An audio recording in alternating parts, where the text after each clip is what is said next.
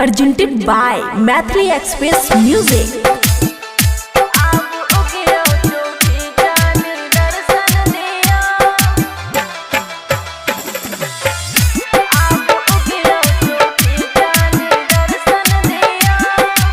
खुशी recording studio Baluaha. अब उगियो चौठी जाने दर्शन दियो, अब उगियो चौठी जाने दर्शन दियो, सजल मारर के भोलेनाथ देखियो लियो। अब उगियो चौठी जाने दर्शन दियो, अब उगियो चौठी जाने दर्शन दियो। अब उगियो चौठी जाने दर्शन दियो, अब उगियो चौठी जाने दर्शन दियो। DJ good Madhubani, DJ good Madhubani. Mix by Aman अक्के। देने व्रत हो में लोहा के प्रभु, बिजू अंगना में अर्पण सजा के प्रभु, साँच टिकरी अच्छ सजल, साँच टिकरी अच्छ सजल, प्रेम अर्पण लियो।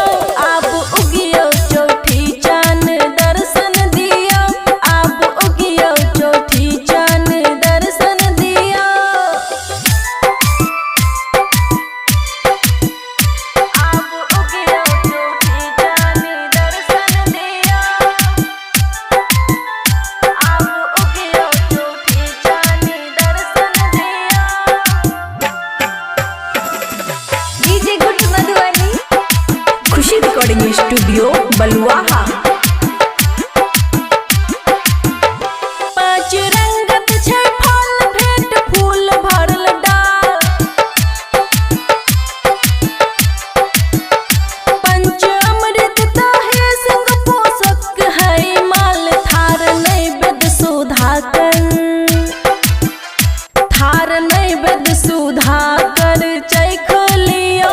अब उगियो चौठी चान दर्शन दियो, अब उगियो चौठी चान दर्शन दियो। Khushi recording studio Baluaha. presented by Mathli Express Music.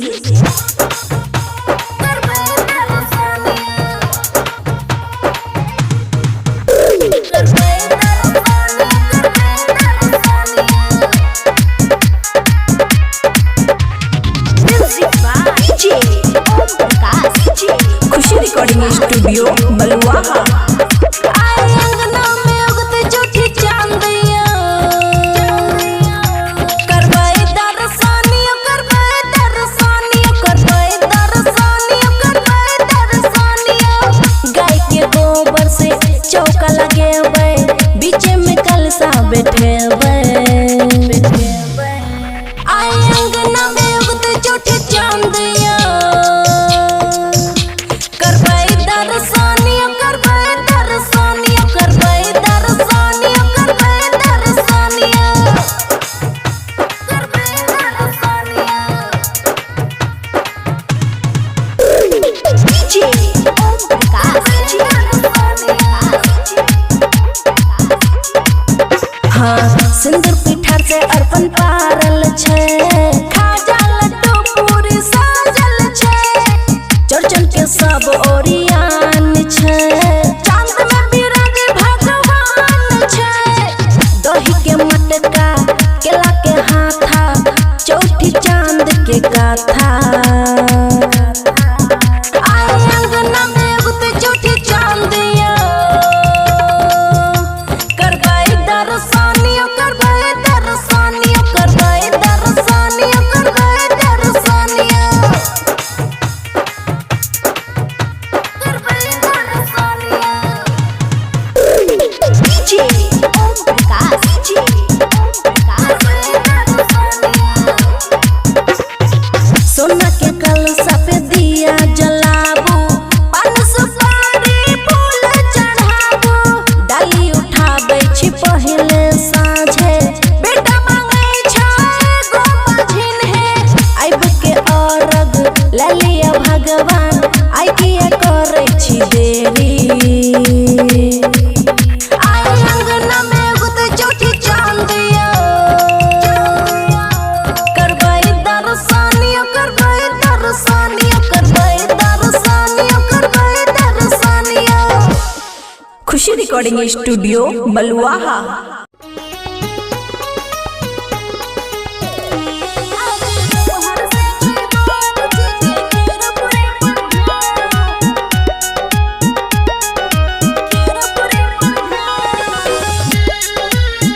Khushi recording studio बलुआहा।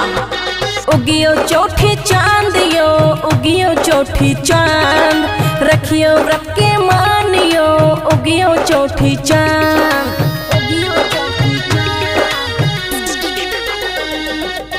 उगियो चौठी चांदियो उगियो चौठी चांद रखियो व्रत के मानियो उगियो चौठी चांद। आज दोपहर से 6 बजे के खीर पूरी पर ध्यान। आज दोपहर से 6 बजे के खीर पूरी पर ध्यान। आज दोपहर से 6 बजे के खीर पूरी पर ध्यान।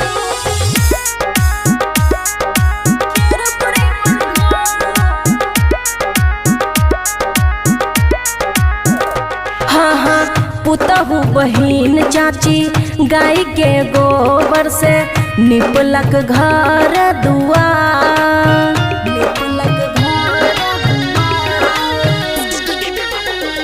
हे गए आबिर पिठार से मिश्रण केलक हन तैयार।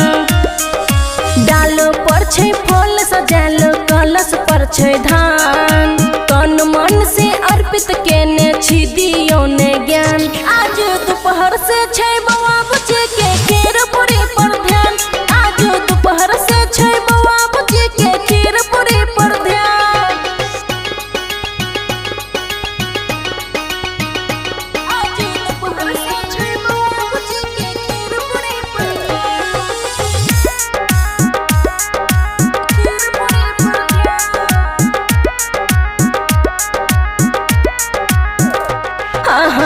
कतक जतन से खोज के आनलो भैंस के दूध 2-4 से। भैंस के दूध 2-4 से के गई मटकुरी में दही पड़ल भोग लगाबू भ गेलै हन बेर।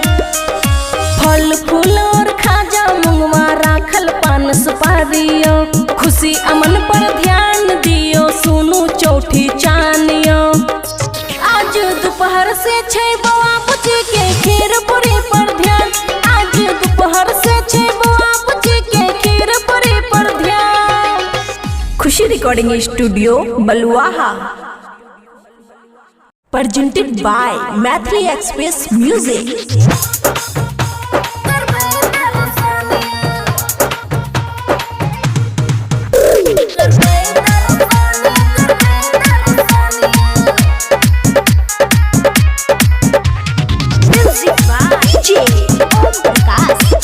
खुशी रिकॉर्डिंग स्टूडियो बलुआहा। आए अंगना में उगते चौठी चांदिया करबै दर्शनियो करबै दर्शनियो करबै दर्शनियो करबै दर्शनियो। गाय के गोबर से चौका लगेबै बीच में कलशा बैठेबै। आए अंगना में उगते चौठी चांदिया करबै दर्शनियो करबै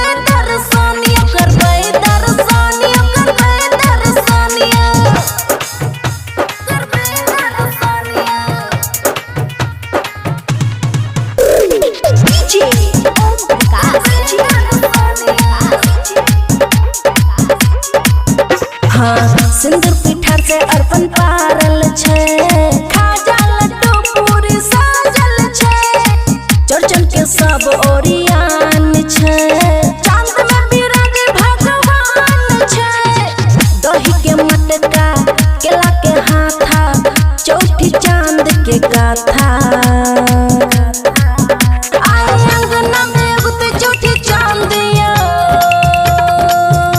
करबै दर्शनिया करबै दर्शनिया करबै दर्शनिया करबै दर्शनिया करबै दर्शनिया। डीजे ओम प्रकाश जी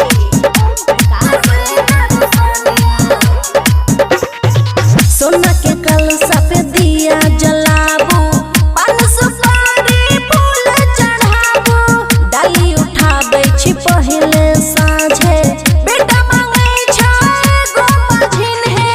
आइब के अरग ले लिया भगवान, आइ किया करै छी देरी।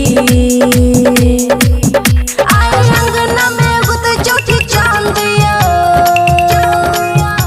करबै दर्शनिया करबै दर्शनिया करबै दर्शनिया करबै दर्शनिया। Khushi recording studio Baluaha, presented by Maithili express music.